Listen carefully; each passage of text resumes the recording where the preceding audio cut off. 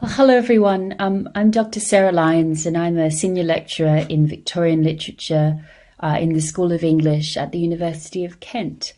And today I'm going to give you a short lecture on Tess of the d'Urbervilles, specifically on the courtship between Tess d'Urberville and Angel Clare. What I really want to highlight is that the initial romantic love between Tess and Clare is founded upon a fantasy of equality. And the sense of equality between them, it proves fleeting and unstable, and in many respects illusory. It's really based on their mutual ignorance. But it's crucial to our sense of the novel's tragedy that, at least for a brief time, Tess and Angel believe that they can speak across the divisions of class and gender and feel as if they enjoy a profound reciprocity, a profound mutual understanding. The courtship phase of love in Victorian novels often seems to rely upon this kind of fantasy of equality between the sexes. The best example of this I can think of is Charlotte Bronte's 1847 novel Jane Eyre, which I'm sure some of you have read. And in that novel, Jane, who is a poor, plain governess, speaks to her aristocratic employer, Mr. Rochester, with this remarkable boldness and candor. And he falls in love with her really because she dares to speak to him in this way. You know, she dares to ignore the conventional hierarchies of gender and class when she addresses him. But as soon as Jane agrees to marry Mr. Rochester, the social inequalities between them begin to matter again. They begin to reinsert themselves, first quite subtly and then very dramatically, when on their wedding day, Jane discovers that she's in fact been completely deceived about Mr. Rochester, and he has a mad first wife locked in the top floor of the house. And a similar pattern occurs in Tess of the d'Urbervilles.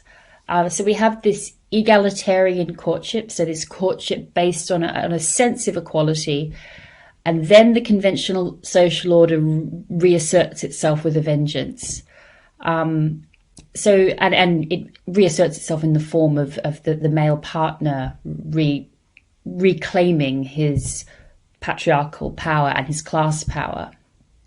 So in the golden and sensuous section of the novel set at Tolbothay's Dairy, Tess and Angel seem to float in this state of suspended reality.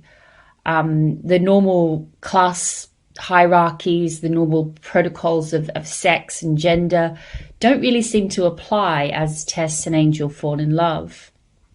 And Hardy really emphasizes the almost Edenic, so Eden-like innocence of the lovers. They seem like Adam and Eve.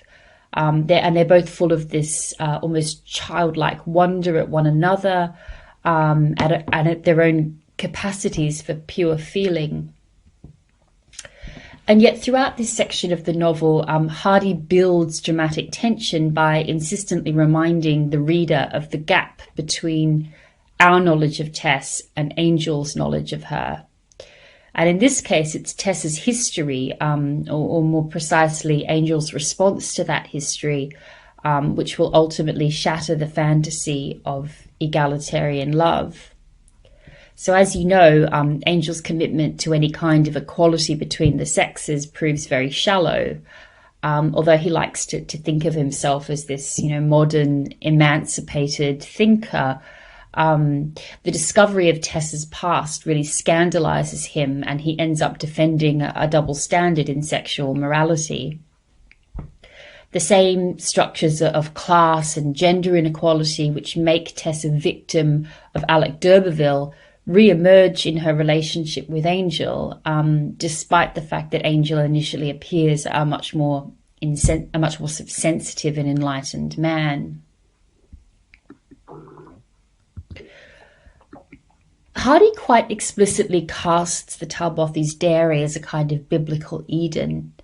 And this is the first quote here. So being so often, possibly not always by chance, the first two persons to get up at the dairy house, they seemed to themselves the first persons up of all the world. In these early days of her residence there, Tess did not skim, but went out of doors at once after rising, where he was generally awaiting her. The spectral, half-compounded, aqueous light which pervaded the open mead impressed them with a feeling of isolation, as if they were Adam and Eve. The courtship between Tess and Angel occurs at the height of summer, and Hardy really strives to make the dairy seem a site of fairy tale lushness and fertility. He's clearly drawing on the genre of pastoral in this. And pastoral is an ancient genre of art and literature and sometimes music as well, which celebrates the simplicity of rural life. Although pastoral is often celebrating rural life with an urban audience in mind, who are inclined to romanticize the countryside from a certain distance. And it's clearly through this somewhat distancing and idealizing lens of pastoral that Angel perceives Tess. He imagines she's a simple country girl and a living embodiment of his own romantic dream of returning to nature. Angel, you'll remember, is rebelling against his father's desire for him to be a clergyman, and has rejected the prospect of studying at Cambridge University in order to work at the farm. Angel is trying to escape from a life of rigid social proprieties and intellectual abstractions that he associates with Cambridge and with the church, and he wants to sort of escape into what he thinks is going to be this vibrant world of physical labour, being close to the earth, natural rhythms, and also he likes this idea of a fellowship with all social classes. So he's going to step outside the class hierarchies of Victorian England and really try to identify with the labourers that he's among. So both Tess and Angel are in different ways trying to cast off their imposed social identities at Talbothays Dairy. Tess wants to forget her history of poverty and misfortune, her abuse at the hands of Alec d'Urberville, and of course the death of her baby, while Angel is trying to shake off the Christian theology and academic discipline symbolised by his father and his brothers, the Anglican Church and Cambridge University. So both Angel and Tess are seeking a kind of romantic rejuvenation through contact with nature and with one another. And by romantic in this context, I mean romanticism. So what do we mean by that? Well, romanticism refers to a movement in art, literature and culture which flowers in the late 18th and early 19th centuries, so roughly between 1780 and 1820. And at its core is a desire to escape from the conventions of society and discover one's authentic self, often through contact with the natural world. And for the Romantics, as well as for later Victorian writers like Hardy, this authentic self discoverable in nature is often associated with the pagan. And for them, paganism essentially means pre-Christian religions, that the polytheistic, so many-godded or many gods, nature-worshipping religions of ancient Greece and ancient Rome, although Hardy's also very interested in the paganism of ancient Britain too, which is significant at the end of Tess of the d'Urbervilles, with the scene at Stonehenge. For the Romantics, as for Hardy, the term pagan denotes a kind of rejection of both Christianity and modern forms of rationality, in favour of a life of sensual enjoyment and natural instincts. I've got this painting here from Edward Poynter, really just to give you a kind of visual analogue for the sort of fantasies associated with the pagan in Victorian art and culture. So And Hardy very clearly characterises Tess and Angel's sojourn at Talbothy's Dairy in just these terms. So for Angel, it represents, and I'm quoting from the novel here, a sensuous pagan pleasure in natural life and lush womanhood, while for Tess, the dairy awakens an appetite for joy. And so for both Tess and Angel, there's this sense that they are able to sort of escape from the Christian association of sexuality with sin, and that idea is really condensed in the term pagan for Hardy. It's an idea that one might be able to experience sexual pleasure without any kind of guilt or shame. Even so, there is a persistent suggestion of something rotten or claustrophobic or suffocating in Hardy's evocations of the farm and its pastoral beauty. I'm going to read another section now. So the garden was damp with juicy grass which sent up mists of pollen at a touch, and with tall blooming weeds emitting offensive smells. Weeds whose red and yellow and purple hues formed a polychrome as dazzling as that of cultivated flowers. She went stealthily as a cat through this profusion of growth, gathering cuckoo's spittle on her skirts, cracking snails that were underfoot, staining her hands with thistle milk and slug slime, and rubbing off upon her naked arms sticky blights which, though snow white on the apple tree trunks, made madder stains on her skin. So Tess is sort of obviously integrated with nature in this scene, but here that doesn't seem like a kind of pagan fantasy, or so. It doesn't seem joyous or harmonious. It seems disturbing, even maybe disgusting. There's something more than a little sinister about the way the garden seems almost to ensnare or consume Tess's body. And it perhaps faintly reminds us of Alec's rape of Tess in The Chase. In moments like these, Hardy indicates that Tess and Angel's desire to experience a kind of purely innocent joy in nature and in sexuality is doomed.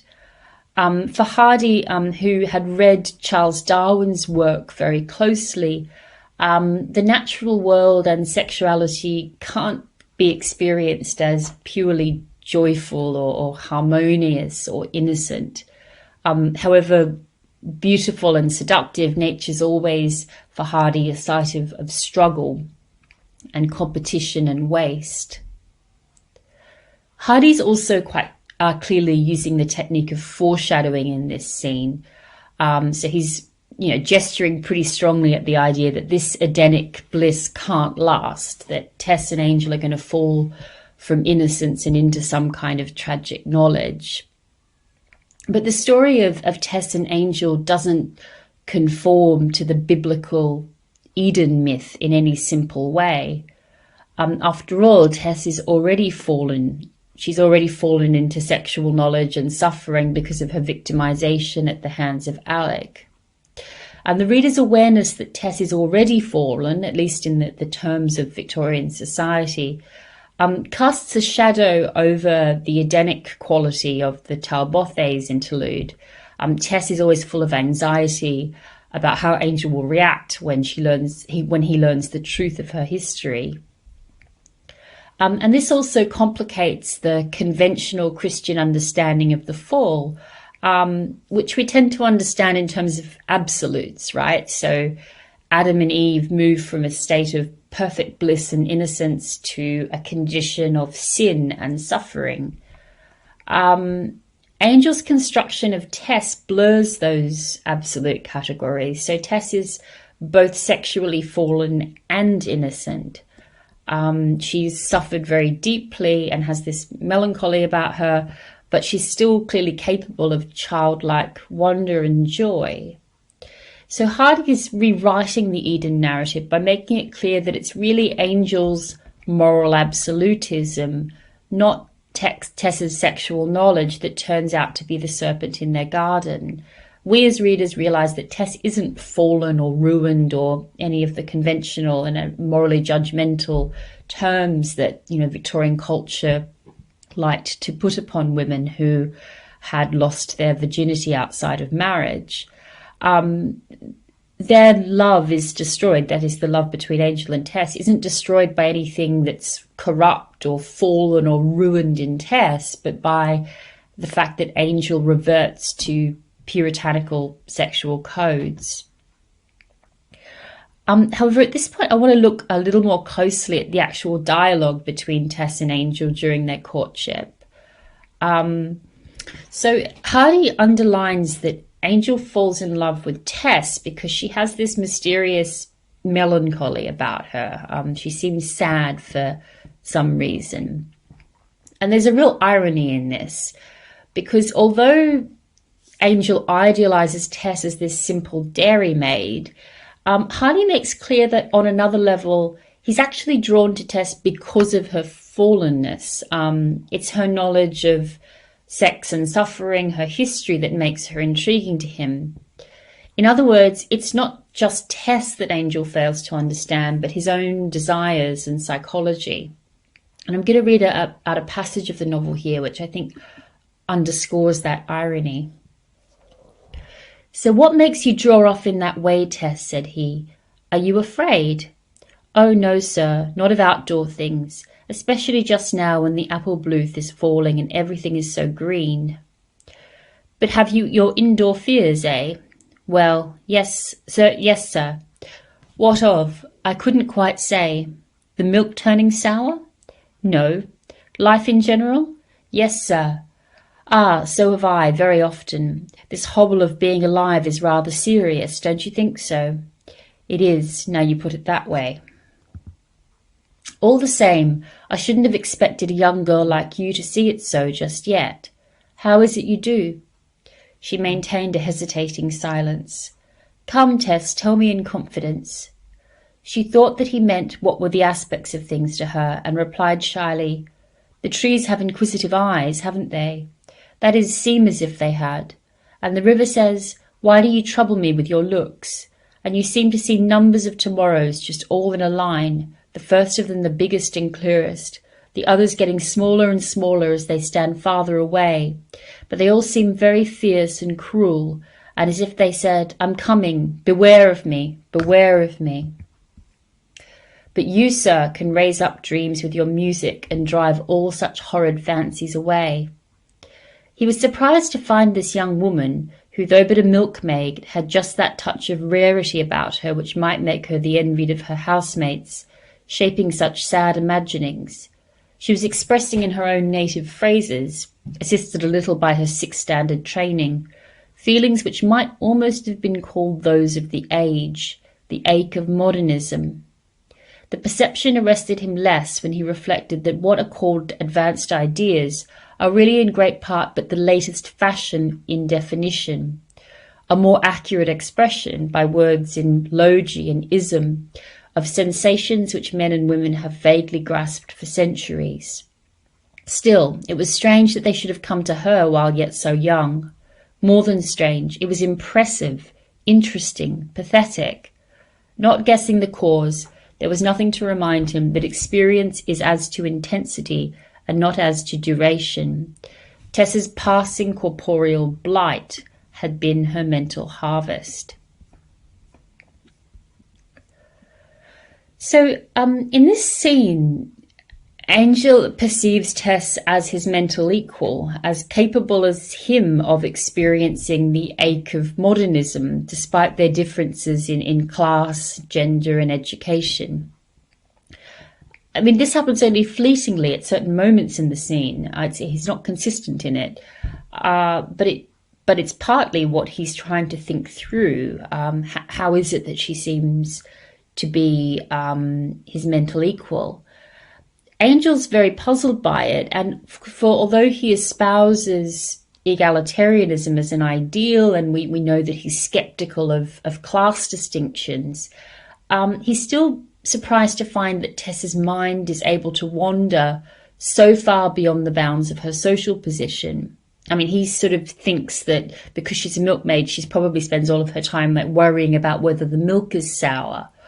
But he's shocked to find that, like him, in fact, she's capable of questioning the meaning and value of life in general. And this in turn leads Angel to question the distinction between the kinds of knowledge that is granted the status of philosophy, so, what he's read in books, and ordinary emotional and bodily experience, the sensations of common people, as he thinks of it. So as I've been emphasising, Angel is an object of Hardy's irony at this point, since the reader knows that Tess's kind of interesting air of melancholy is due to very specific experiences that Angel can't imagine. Tess's experiences of poverty, exploitation, rape, social ostracism, the death of her child. These things are all far beyond Angel's imaginings. And these are the things that have given her this interesting air of melancholy, not kind of grand thoughts about the bleakness of modernity. It's actually Angel's mental limitations, not Tess's, that are exposed here. For Angel, pessimism is a philosophical idea, a grand abstraction, this phrase, the ache of modernism. It's clearly something that he's picked up from books. And he thinks of it as a mark of intellectual sophistication. But for Tess, the ache of modernity is a lived reality, something she knows with her body. For her, pessimism isn't a theory, but the truth of her experience. And yet this irony, created by the gap between the reader's knowledge of Tess and Angel's impression of her, in a way actually goes to prove Angel's larger egalitarian point, that ordinary, uneducated people like Tess are capable of real philosophical insight.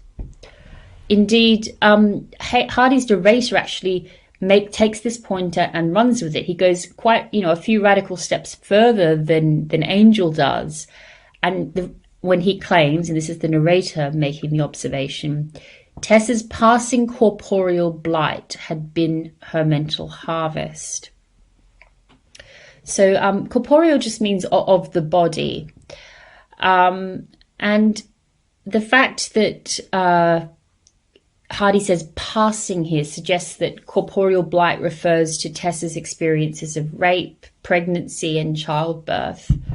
This is kind of a euphemism for topics that are still, not really acceptable to discuss directly in a Victorian novel, though Hardy clearly tries to be as candid about them as is possible within the constraints of Victorian propriety. So Hardy's narrator suggests that those experiences have been Tess's mental harvest. They don't amount to just, mere dumb suffering, and they haven't just endowed Tess with emotional depth. Hardy's specification of mental harvest is crucial. Tess's harrowing experiences of rape and motherhood have made her, Hardy suggests, a genuine intellectual, a real philosopher in a sense. Although Angel thinks of himself as Tess's tutor, he is in some sense actually her apprentice in life. Even though she's less educated than him, she has a deeper understanding of the world. Of course, women weren't supposed to be worldly in the Victorian period. Indeed, to be worldly or experienced, these are synonyms for being fallen or being immoral, sexually immoral as a woman. And as we know, Angel values Tess for what he takes to be her lack of history, her virginal purity, his kind of, milkmaid simplicity. But Hardy's narrator insists that we ought to think differently about Tess than Angel does. We ought to value Tess's history as a form of knowledge. And in this way, I think Hardy really boldly challenges the distinctions between, masculine intellect and female bodily experience, and the distinction between education on the one hand and peasant suffering on the other.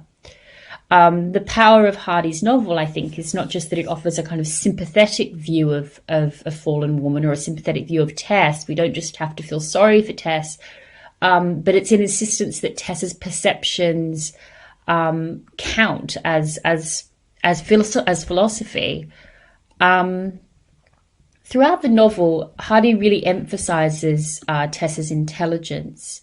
The narrator continually insists that Tess is clever, that she has a natural quickness, a rare intelligence, or a naturally bright intelligence. And Tess thinks of herself in terms of sadly unrealised intellectual potential. She points out that her teachers said she had great aptness and that she would have become a teacher herself if circumstances hadn't forced her to leave school early. And in this brief moment in the novel, Angel is able to see beyond his own class and gender privileges and appreciate Tess's hidden intelligence just as the narrator does. It's crucial, however, that Tess's intelligence doesn't manifest itself in any kind of interest in books or education. So the passage that follows directly on from the one I just read, I'm going to read you now. So, why do you look so woebegone all of a sudden? Angel asked. Oh, 'tis only about my own self, she said, with a frail laugh of sadness, fitfully beginning to peel a lady meanwhile. Just a sense of what might have been with me. My life looks as if it had been wasted for want of chances. When I see what you know, what you have read and seen and thought, I feel what a nothing I am. Would you like to take up any course of study? History, for example. Sometimes I feel I don't want to know anything more about it than I know already. Why not? Because what's the use of learning that I am one of a long row only, finding out that there is set down in some old book somebody just like me, and to know that I shall only act her part, making me sad, that's all. The best is not to remember that your nature and your past doings have been just like thousands and thousands, and that your coming life and doings will be like thousands and thousands. What really then? You don't want to learn anything?